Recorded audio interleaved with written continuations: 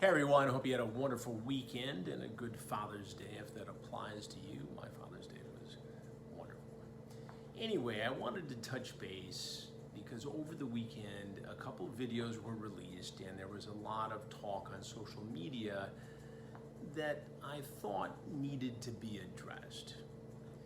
One video in particular that was on YouTube, which claimed to have dug deep into my background and done some reporting, really was nothing more than this. A 10-year-old tabloid tale combined with long ago resolved issues and a whole lot of anger over something that just didn't happen, namely the quote-unquote selling of the Onision story. You can't sell a story. Yes, there have been discussions for weeks with people involved in this story and people outside of the story on taking the story, which is very important, as we can all agree, to a wider audience. But it doesn't happen without the victims being involved. It doesn't happen without a lot of other people taking part in this. And I'm not sure why people have made more of this than there needs to be. It's a good thing to have as many people know about this story as possible, to hear the voices of the victims, to know what Onision, Greg James Jackson is capable of and what he's done and how he's victimized and groomed and bullied people online for years and years and years. I don't understand what the problem there is. I think what may be going on is that there are people also involved in the investigation, content creators who've done a lot of work, some of whom have appeared on my YouTube show, all of whom I've given credit for this fine work. I think there are some people who feel that it shouldn't go to this next level, or that somehow I'm encroaching on their territory or their turf because of what I'm doing. And a lot of this, I believe, was driven by an online magazine article, not really well written, not well reported, and not fact-checked, which used the term selling the Onision story. Already, that publication online has made a correction. I'm talking to them because there are many more corrections that are going to need to be made, and I suspect they will be made in the days to come. So that's one issue. One of the content creators claimed to have dug deep into my background and found things out, like issues with the To Catch a Predator series. And I'll give you an example of that. We did a predator investigation in Texas. During the course of the investigation, an assistant district attorney by the name of William Conrad Jr. surfaced. He was in communication with someone he thought was a 13-year-old boy, someone who identified themselves as a 13-year-old boy. Conrad never came to the house during the investigation, but police decided to seek a warrant and got a warrant for his arrest because of his online behavior. Police went to the house to arrest him. Our camera crews were there, I was there. As they were going to make the arrest, sadly, Conrad pulled out a pistol, shot himself in the head, committed suicide. Nobody wants to see this happen. It's terrible. But the video made it sound like it was somehow because of our reporting, Dateline, because of some aggressive behavior. The reality is this, and this was not in the video, and this is important, so I want you to listen.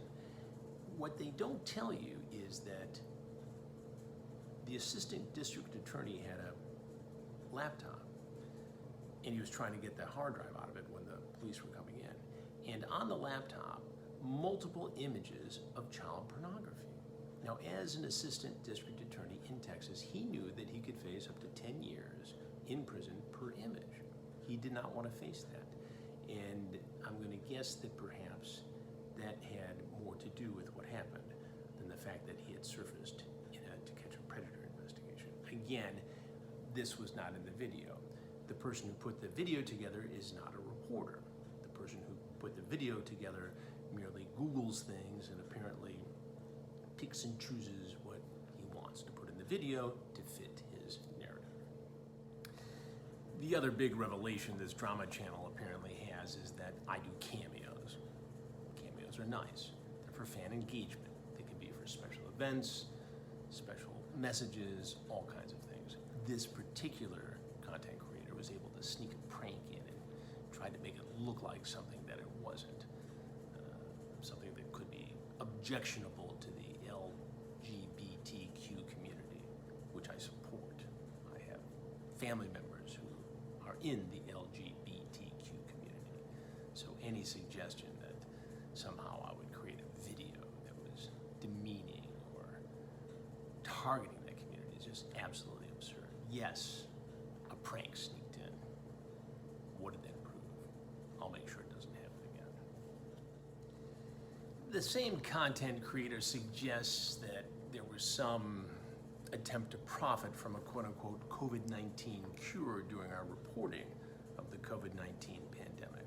That is the most absurd thing I ever heard of. What this drama channel is referring to is a technology that is used to spray large surfaces, buses, hospitals, police cars, airplanes, amusement parks, with disinfectant to prevent the spread and kill the virus of COVID-19. We had a doctor on the show who's a surgeon who shares experiences both in the ER during COVID-19 and the fact that he serves as a medical director on the board of a company that sells this technology. It wasn't a paid, sponsored appearance. It was something that was interesting to me because it could contain the spread of a very dangerous virus. It's no different than when the same story appeared on NBC Nightly News or when it appeared on Fox. You should also know that that technology is currently being used by medical centers, police departments around the country. It's also being considered at major amusement parks. So the notion that somehow this was the promotion of a cure to profit is, again, just an attempt to ramp up drama for someone's channel. It's ridiculous when you take a good look at it. People don't pay to be on the show Have a Seat with Chris Hansen. People are not paid to be on the show Have a Seat with Chris Hansen. Over the weekend, one content creator suggested that one of my guests, Damian Leonhard, otherwise known as Jesse Slaughter, one of Davi Vanity's victims, was upset because she didn't get super chat money from her appearance on the show. Damian was an incredible guest, courageous, brave, told her story in a very compelling way. We had a discussion about super chat donations going to a charity of her choice. I said, yeah, I can work that out, not a problem. Now, the super chat money from that particular stream ended up being $17.96. We'll make sure that goes to the charity of Damian's choice. The allegation also from this content creator was that somehow I had ghosted Damian. That couldn't be further from the truth. I would never ghost anyone who's ever appeared on my show. She knows how to get a hold of me. I've reached out to her. I can only believe that somehow he's not being truthful about this, or that he caught her at a very vulnerable moment and there was some sort of misunderstanding. Damian can call me anytime, and that's just not an issue. But to say that in this highly charged emotional environment is just absolutely irresponsible. And then there's Repsion. You know, I realize how much hard work you put into the Onision case. That's why I asked you to talk about it on the show, not once, but twice. I also was attacked at the same time you were by Greg James Jackson with false claims of harassment. We stood together on that.